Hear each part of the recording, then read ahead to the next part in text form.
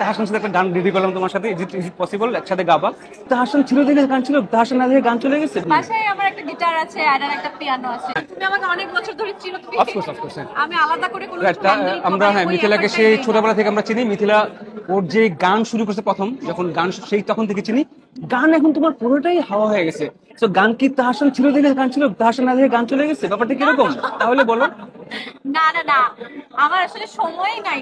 মানে আমি অভিনয়টাই তো করতে পারছি না, যেটা আমি মানে একটা সময় মোটামুটি রেগুলার টেলিভিশনে করতাম।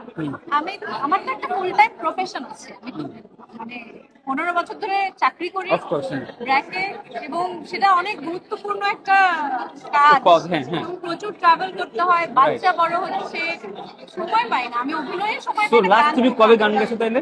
আমার মনে নাই। This is so bad. এত সুন্দর গান করো তুমি, তোমার বেবি তোমার বাচ্চাকে নিয়ে, ওকে নিয়ে একটু বলো, আইরাকে নিয়ে বলো, মানে ও তো গানের মধ্যে একটু আছে নাকি?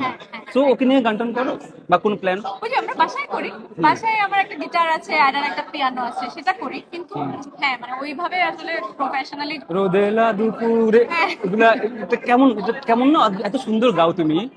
হ্যাঁ মানে তারপরে গানগুলো ওটাই আমি এখন আর প্রশ্ন করলাম। প্র্যাকটিসেও নাই, এখন গান গাওয়ার সাহসই নাই আমার। But do you feel sad যে like you miss your music, you না, miss না। singing? না না, না না। miss what?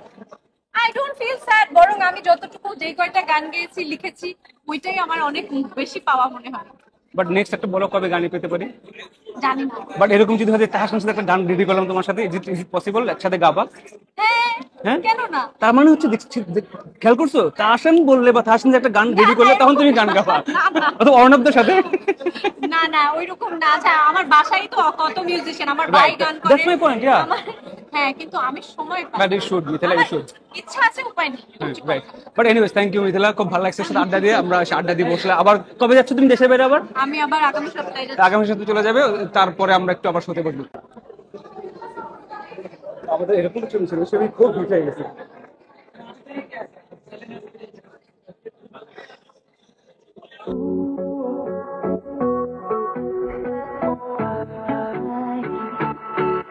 Yeah.